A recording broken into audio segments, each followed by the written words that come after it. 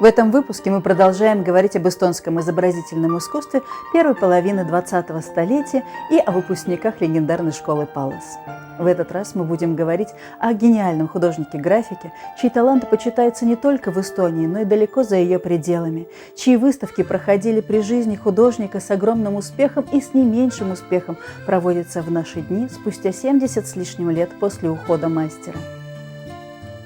Эдуард Виральд родился 20 марта 1898 года под Петербургом в Царскосельском уезде на мызе Робидице, на котором проживали в то время его родители Антон Виральд и София Элизабет Азури.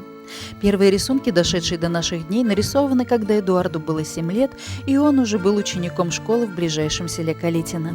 В 1909 году отец получает место приказчика на мызе Варенгу в Ярвама, и свое обучение Эдуард и два его младших брата Оскар и Август продолжают в школе Койру и в частной немецкой школе сестер Калпуста.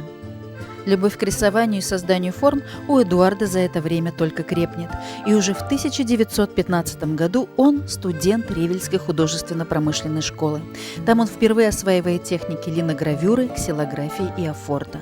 В то время на него большое влияние оказывают Николай Трик, увлекают идеи модернизма и национального романтизма.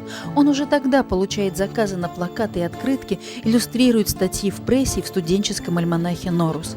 А в декабре 1918 года на втором бронепоезде он защищает страну в освободительной войне.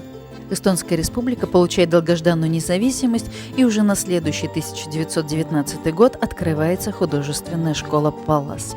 С этого же года Эдуард Виральд становится ее студентом, где начал изучать скульптуру, увлекся живописью, но прежде всего зарекомендовал себя как виртуозный рисовальщик и гений гравюры. Во время обучения в Палласе Виральд получает стипендию на 1,5-годовое обучение в Дрезденской академии художеств, и в его творчестве ярко зазвучала тема большого города с его социальными проблемами. Весной 1924 года в числе первых выпускников школы Паллас Эдуард Виральд представляет 3 скульптуры, 41 гравюру и 70 рисунков, после чего он остается на некоторое время преподавать графику в своем учебном заведении и занимается выполнением заказов. Однако уже на следующий 1925 год он получает стипендию на обучение в Париже, и с этого момента начинается его прочная связь с этим огромным городом. Там он посещает занятия Академии Гран-Шемье, посещает выставки, знакомится с художниками со всей Европы, и уже через 2 года в галерее Яна Сливинского состоялась его первая персональная выставка. Виральд решает остаться в Париже, потому как начал уже сотрудничать с издательствами. Многие же критиковали Виральда за то, что он не остался на родине и при этом продолжал черпать свое вдохновение из эстонской действительности. Но после первой персональной выставки в Таллине и в Тарту в 1936 году злые языки приумолкли, потому что масштаб таланта и качество работ его действительно восхищали. И если до этого эстонская публика ревниво наблюдала за успехами соотечественника за рубежом, то после выставки гордилась и ликовала по поводу полученных им признаний и наград. В это время художник много путешествует, общается, заводит знакомства и отношения, переживает кризис, но главное, много работает и выставляется. 1 сентября 1939 года грянула Вторая мировая война. Эдуард Виральд вернулся в Эстонию. Он стал художественным советником государственной типографии, был избран членом оргкомитета Союза художников Эстонской Республики и продолжал свое участие в выставках в Тарту, в Каунасе и в Вильнюсе. В это время он проживает в Таллине по адресу Тартуское шоссе, дом номер 53, квартира 5. Сейчас этот деревянный дом не сохранился. Летом и осенью 1944 года от Красной армии советского террора из Эстонии бежали более 80 тысяч человек. Среди них был и Эдуард Виральд. Через Вену, Берлин, Веймар, Фленсбург он добирается до Швеции и пребывает в лагере для беженцев в Кумельнесе и затем в Сундберге. Все 2 года скитаний он продолжает работать и принимать участие в выставках везде, где бы ни находился. В это же время он знакомится и с Ниной Пум, крупнейшим коллекционером его работ в послевоенные годы.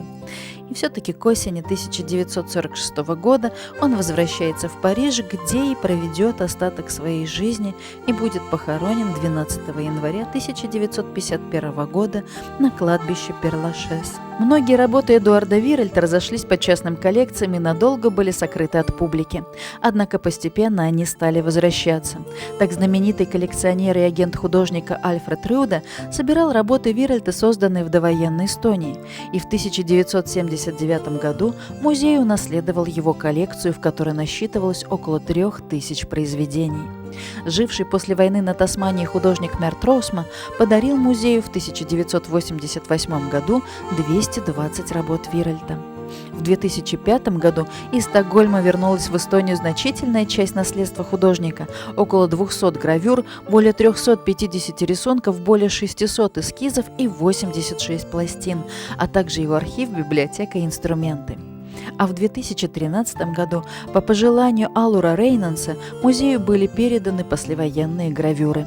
Таким образом, на сегодняшний день в Эстонском художественном музее хранится около 5000 работ выдающегося эстонского художника-графика Эдуарда Виральта.